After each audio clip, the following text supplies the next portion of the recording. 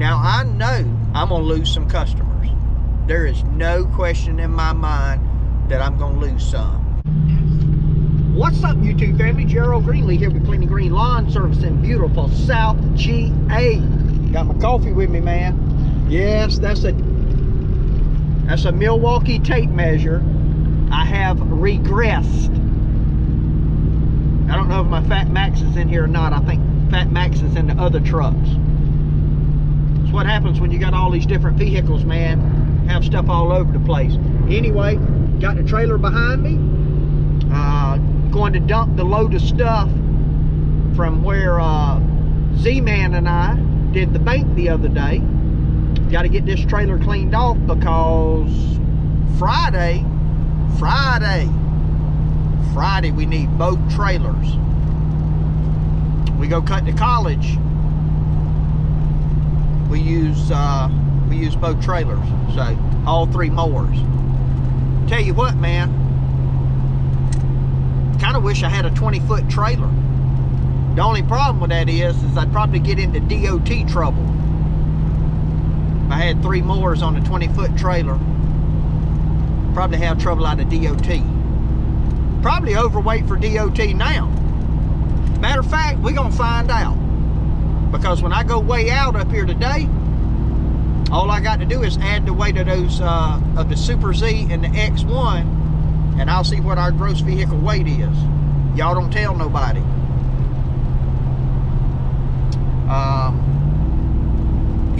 Oh, don't you pull out there?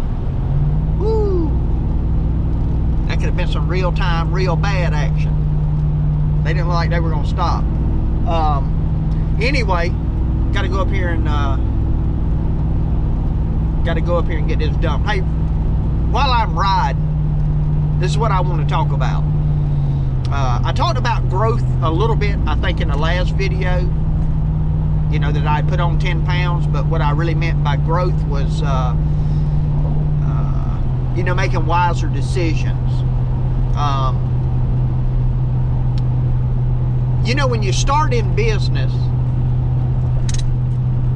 you need customers, you need work, you need something to do in order to have a business, right? So the natural track that we typically take is this. Now, I know there's exceptions to this, but there's some people very successful in business. Some of you might watch Tigran. Tigran does hardscape, a lot of big landscape projects out in California. And, you know, he didn't start there, right? In fact, he did a video not too long ago about that, showing the first property that he ever did. I believe that was him. But anyway, Tigran's got some good content. Tigran comes across as over the top. I watch him here and there. He's got a potty mouth. I don't like that. But you know, it's his channel, his thing, I guess. Anyway, none of that here. So when you start out, you're just looking for business. A $20 yard here, a $30 yard here, a $100 yard here, a $500 mulch project here, $300 pine straw, right? You almost take anything that comes along. You bid low because you're trying to get the job, because you're trying to start a business, because you need customers, right?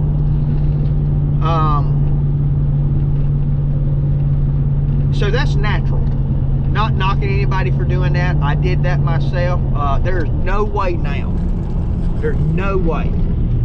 I do jobs free before I do them what I did them for when I started.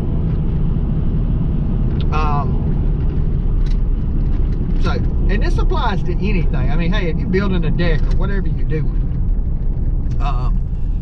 you have a tendency to sell yourself short in the hopes of getting business. I can remember sitting down and looking at numbers and going, okay, this customer wants me to clean this up. They want me to trim this up, and they want me to haul it off, and you know, do whatever it is that, you know, they were wanting me to do, and look at it. And so I'd put in, okay, this is how many. Now this is not the sheet I'm giving to the customer. This is what I'm doing for myself. I look at it and I go, all right, it's going to take me, I estimate it's going to take me this many hours. And it looks like Carvana going by, man. Who would ever thought you could make money, just sell cars online and deliver them? Anyway, I'm chasing rabbits. So you go through and I go, this is how many hours it's going to take. This is what I need for equipment. This is what I need for materials. This is what I need for a dump fee, whatever it is. And so you start adding these numbers up, and you get to the bottom of the sheet, you know, and it says $750. And you go, there's no way they're going to pay $750 for that. So here's what I found. One or two things happen. One is you go, well, I think I could do it for $600 and still make money. So you sell yourself short. The other thing that happens is you keep the price, what the price is, and then two things happen. One is you get the job.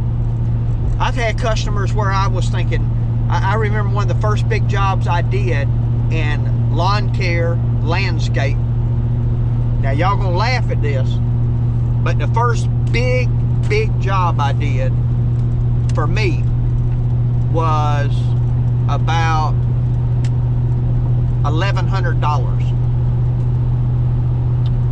And I remember looking at that. So I'm used to showing up to somebody's house and cutting the yard and leaving and charging $50. All of a sudden, I'm quoting a job that I'm thinking it's going to take me like 15 hours to do. 20 hours, whatever I came up with. I don't remember now the exact numbers. And I'm thinking, this ain't a 30-minute job. This isn't a 45-minute job. This isn't an hour job. This thing is going to take me, I'm going to be out there for 2 full days. I think it was like 20 hours. I'm going to be out there for 2 full days by myself in July, cooking. And I thought, that lady's not going to pay this. There's no way she's going to pay $1,100 for this. But in that particular situation, I kind of stuck to my guns, and I said, you know what? Let me give you a little context for this property. They had just took down 15 pine trees, and there was a guy coming to grind the stumps. And I know what it costs to take a tree down. And I thought, you know, if they just paid for 15 trees to be removed, I know the tree guy didn't cut them no slack, right? He does this full time for a living. I mean, he probably gave them whatever rate he gives for going and doing that many in one location, but he knew his numbers and charged accordingly. And so that's what I did. I did the quote up and I sent it, and I was still a little hesitant. I was like, you know, that's really a lot of work, and I'm gonna have a lot of time in it, and this is kind of the best price I can do. You know, you might be able to find a better deal from somebody else. Through that whole little spiel, I sent it over to her. Immediately she says, looks good, just let me know when you want to get started. And I would love to say that I learned something from that I've applied to every other job I've done, but that simply would not be the truth. I have still cut myself short. I've still put myself in a situation where I didn't make, not that I didn't make money, but I didn't make what it was worth. You know, when you call an electrician, he's got a set hourly rate. He goes, okay, I'll be here 6 hours. That's $100 an hour. That's $600 in labor, period. There's no negotiating. There's no, you know, a plumber, right? Same way. Carpenter. Most of these people, they got kind of set standard rates. What I learned from that, though, was this. The people that really want the work done, they willing to pay the money. And this customer, I'm on my 3rd year. I've completed my 3rd year of doing this same big hedge job and straw job for her every year. And not only do I do that property, I do another property for her that she owns. And I don't even give her quotes anymore.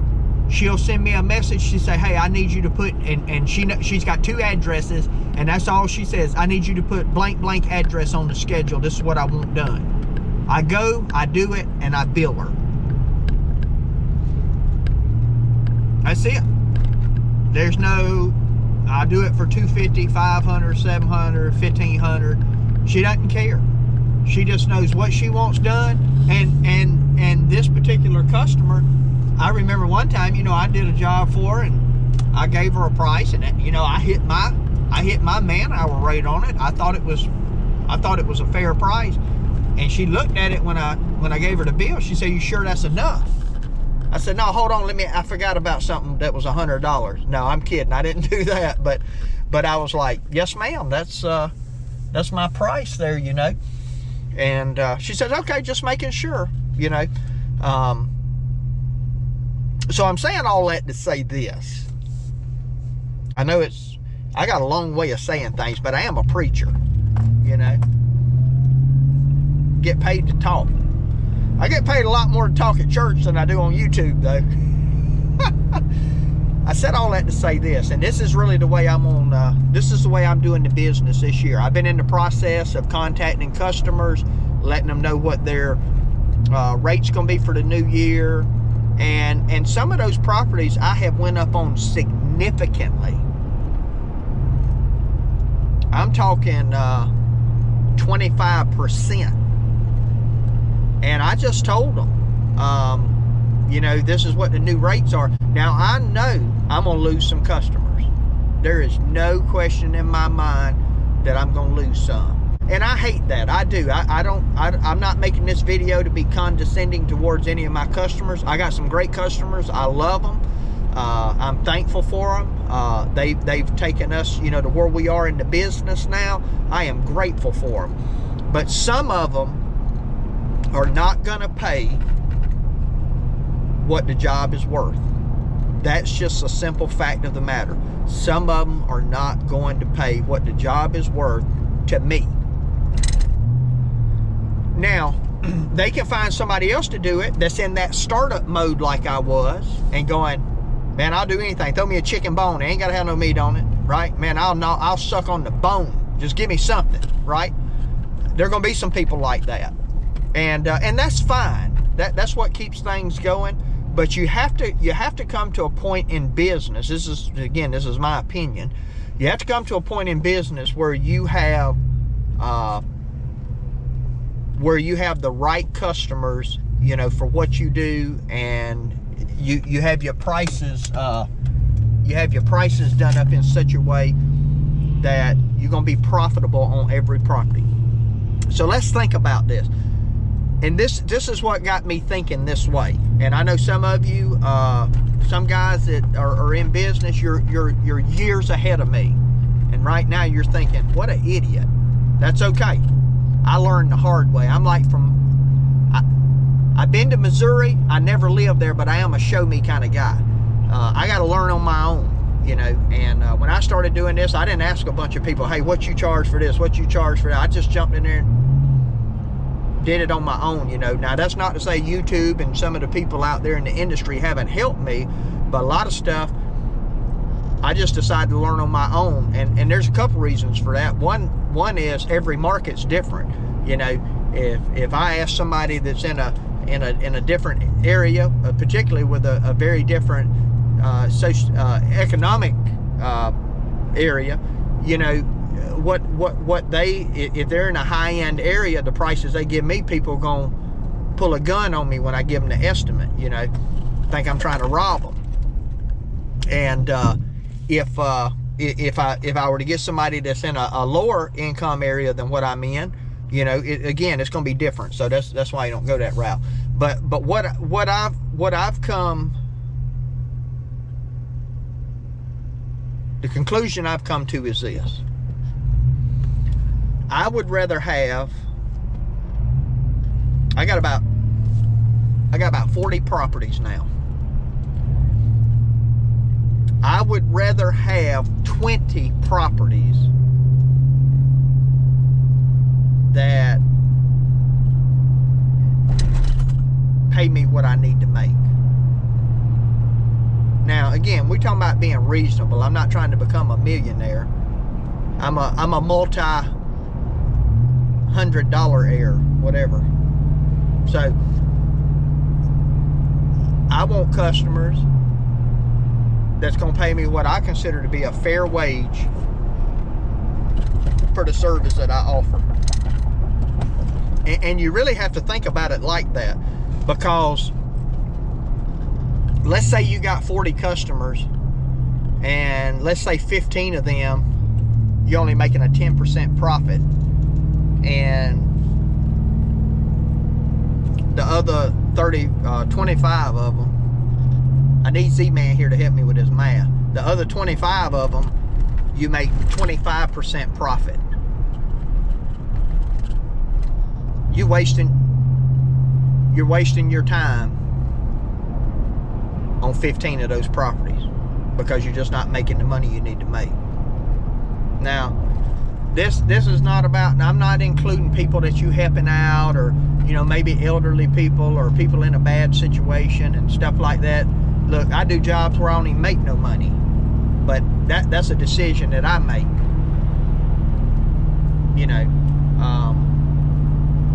I do jobs that cost me money, not on a regular basis, but I got people that, I'll help them, and it costs me money to do it. Sometimes we go do something and we don't charge nothing for somebody. And I got overhead, I got labor, I got all that stuff. Fact, sometimes I'll send the guys to do something that I don't even get paid for. And, so I lose money on that, and that's okay. That's a choice I make.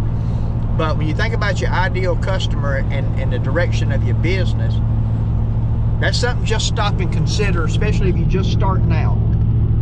Do I want 40 customers for the sake of having customers, or do I want to keep the 25 of those customers where I make good profit at? Good customers, good jobs, good accounts, whatever you want to call it. And so that's kind of where I'm at. I'm not afraid to go back down, in terms of volume. And I know it's different. If you do it full time and you got a day open in the schedule, you might be better off filling that day up with some customers that you don't make as good a money off of. But all I'm saying is this: be thinking about new customers to replace those, where you can generate the revenue that you need to generate. Because look, just having money in the bank don't necessarily mean that we're doing it right, or that we're even successful at it. Because you might have $5, $6, $7, $8, $10, $12,000 in the bank, think $15,000, $20,000 in the bank, think, man, I'm knocking the cover off the ball, until you have to replace your truck. And then all of a sudden, what? A truck now, even a used truck, a nice used truck, $25,000, $30,000. A new zero turn, $12,000 to $18,000, depending on what you buy. I mean, you got to have the money to pay for this equipment when it wears out. So anyway, I'm here at the dump, and I'm gonna pull in here and get rid of this stuff off the trailer real quick, and then I will I'll check back with y'all. So how about the lady? Well, before I ask that, before I tell you that story, what you think this truck? This is a 2007 F-150 4-door. Got the 5.4 in it. Got a 7x16 double axle trailer with the two. I don't even know what the enclosure is I built for it now. I think it's 30 inches all the way around it. Got all my stick equipment. Got everything on here right now but the mowers and one of the gas cans. So what y'all think? What y'all think the weight is? All right, lady there asked me, I don't know if y'all remember this truck, it's green. She said, I got a question for you. I go in there all the time. I said, yes, ma'am. What is it? She said, I wanted to ask you. Oh, I didn't want to put that receipt in there. We need it. She said, did you buy that green truck because of your name? I said, no, it's Clean and Green Lawn Service. She said, okay. I said, but that's not why I bought it. I bought it because that's what they had on the lot. I said, but it does really go well. And I love this truck, man. But anyway, here's what the truck weighs if you thought about the weight of it. It weighs, with this trailer, it weighs 7,860 pounds. 7,860 pounds.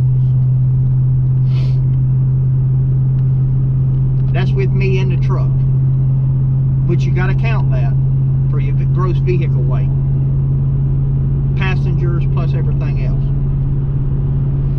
So that means that I only have, I got 2,140 pounds. 2,140 pounds that I can put on here to stay under 10,000. 10,000 and under. Which means I can put one more. Not one more, but one more. They don't mess with anybody around here. I don't even have a tag on this trailer. I got it. It's laying back there in the floorboard. But they just not big on that stuff around here. But now if you get out there in a dually and a dump trailer, they will pull you over. Better have all your DOT stuff.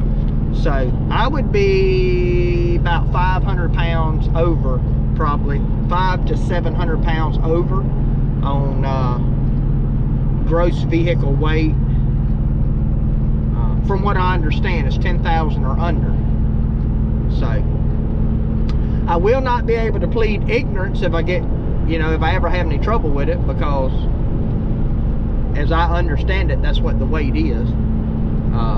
I thought it was 12,000, but I was told it was 10,000. Really and truly, I am a little bit ignorant on it, but I try to stay under the 10, so I'm a little bit over that. Anyway, part of having a profitable business is not getting ticketed for being overweight, I guess. But anyway, I just want to share that with you about customers and just some of the stuff I've learned. Again, I know that's elementary stuff. I know that when you're starting out in business, you take whatever you can get. To fill a schedule out, you might take some things that you don't necessarily want. But I guess the point would be you're always working to replace the customers that are, either get the customers that are not as profitable up to that threshold. And if they're unwilling to do that, then you open up those slots and replace them with new customers. I can say this, the customers that I have picked up in the last year, profitable for sure. But I'm bidding these jobs now and communicating with these customers with understanding, knowledge that I didn't have when I began. So it's a process, So anyway, that'll be enough truck rambling for today, I guess. Just wanted to share that with y'all. So anyway, appreciate you taking time to watch. If you watched this far, I certainly appreciate it. My prayer for you is always the same, that the Lord might richly bless you and that you might see all of your blessings as from Him. Hope you have a great day.